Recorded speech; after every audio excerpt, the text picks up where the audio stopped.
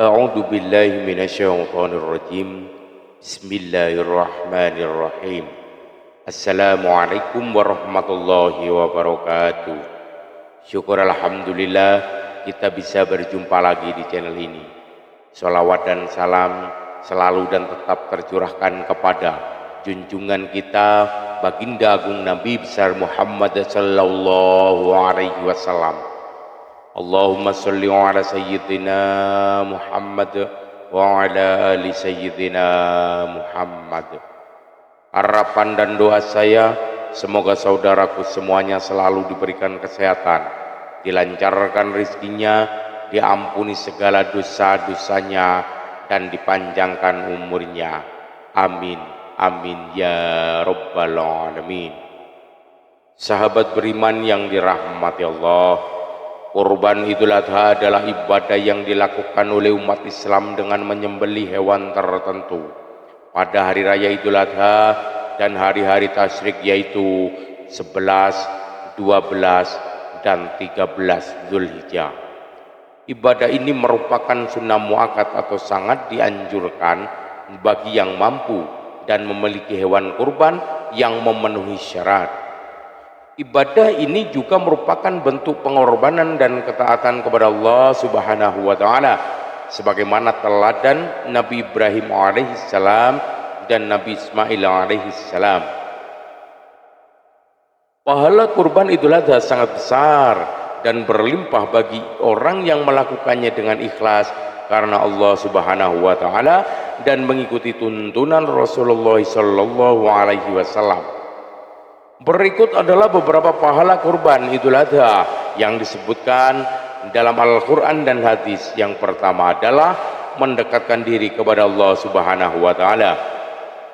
Allah Subhanahu wa taala berfirman, dan tidaklah sampai kepada Allah daging-dagingnya dan darah-darahnya, tetapi yang sampai kepadanya ialah ketakwaan dari kamu. Quran surah Al-Hajj ayat 37. Ini menunjukkan bahwa tujuan utama dari kurban adalah menunjukkan ketakwaan dan kecintaan kepada Allah Subhanahu wa taala dengan mengorbankan harta benda yang disukai. Lalu yang kedua adalah mendapatkan ampunan dosa-dosa. Rasulullah sallallahu alaihi wasallam bersabda, barang siapa yang berkurban dengan ikhlas karena Allah, maka darahnya akan menjadi tebusan baginya di hadapan Allah pada hari kiamat. Hadis riwayat Ahmad. Ini menunjukkan bahwa kurban dapat menghapus dosa-dosa orang yang berkurban sebelum ia menyembelih hewan kurban. Yang ketiga adalah mendapatkan pahala sebanyak bulu atau rambut hewan kurban. Rasulullah Shallallahu Alaihi Wasallam bersabda, tidak ada suatu amalan yang dikerjakan anak Adam atau manusia pada hari raya Idul Adha yang lebih dicintai oleh Allah dari menyembelih hewan kurban. Sesungguhnya hewan itu akan datang pada hari kiamat dengan tanduk-tanduknya, bulu-bulunya, dan kuku-kukunya, dan sesungguhnya darah hewan itu akan diterima di sisi Allah sebelum jatuh ke tanah. Maka berbahagialah kamu dengan pahala kurban itu. Hadis riwayat Tirmizi. Yang keempat adalah mendapatkan pahala sebanding dengan harga atau nilai hewan kurban.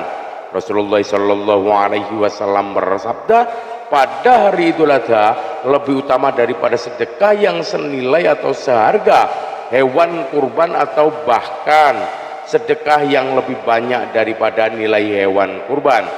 Karena maksud terpenting dalam berkurban adalah mendekatkan diri kepada Allah Subhanahu wa taala. Kemudian yang kelima adalah mendapatkan doa dari malaikat. Rasulullah Shallallahu Alaihi Wasallam bersabda, tidak ada suatu amalan yang dikerjakan manusia pada hari raya Idul Adha yang lebih dicintai oleh Allah dari menyembelih hewan kurban. Sesungguhnya hewan itu akan datang pada hari kiamat dengan tanduk-tanduknya, bulu-bulunya, dan kuku-kukunya. Dan sesungguhnya malaikat-malaikat berdiri di sisi Allah memohonkan ampunan bagi orang-orang yang berkurban. Hadis riwayat Ibnu Majah. Yang keenam adalah mendapatkan syafaat dari hewan kurban. Rasulullah Shallallahu Alaihi Wasallam bersabda, sesungguhnya setiap tulang dari tulang-tulang hewan kurban itu akan menjadi syafaat bagi pemiliknya di akhirat kelak. Hadis riwayat Baihaqi. Ini menunjukkan bahwa hewan kurban tidak hanya memberi manfaat dunia, tetapi juga di akhirat kelak. Yang ketujuh adalah mendapatkan pahala sebanding dengan berat hewan kurban. Rasulullah Shallallahu Alaihi Wasallam bersabda, barang siapa yang berkurban dengan seekor unta, maka ia akan mendapatkan pahala sebanding dengan berat unta itu. Barang siapa yang berkurban dengan seekor sapi, maka ia akan mendapatkan pahala sebanding dengan berat sapi itu. Barang siapa yang berkurban dengan seekor kambing, maka ia akan mendapatkan pahala sebanding dengan berat kambing itu. Hadis riwayat Ahmad. Lalu yang kedelapan adalah mendapatkan pahala sebanding dengan jumlah hewan kurban. Rasulullah Shallallahu Alaihi Wasallam bersabda, barang siapa yang berkurban dengan 7 ekor kambing, maka ia akan mendapatkan pahala sebanding dengan 70 ekor kambing. Barang siapa yang berkurban dengan 1 ekor sapi, maka ia akan mendapatkan pahala sebanding dengan 70 ekor kambing. Hadis riwayat Ahmad. Yang kesembilan adalah mendapatkan pahala sebanding dengan jumlah orang yang makan dari hewan kurban.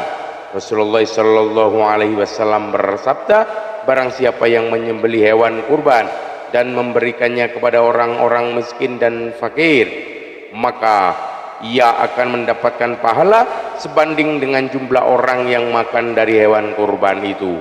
Hadis riwayat Ahmad. Kemudian yang ke-10 adalah mendapatkan keberkahan dan kebahagiaan dari Allah Subhanahu wa taala. Rasulullah Shallallahu Alaihi Wasallam bersabda, sesungguhnya Allah Subhanahu wa taala menetapkan keberkahan dan kebaikan bagi orang-orang yang berkorban. Hadis riwayat Ahmad. Wallahu alam bissawab. Demikian yang dapat saya bagikan, semoga bermanfaat untuk kita semua. Mohon maaf atas segala kekurangan. Usikum wa nafsi bitaqwallah. Assalamualaikum warahmatullahi wabarakatuh.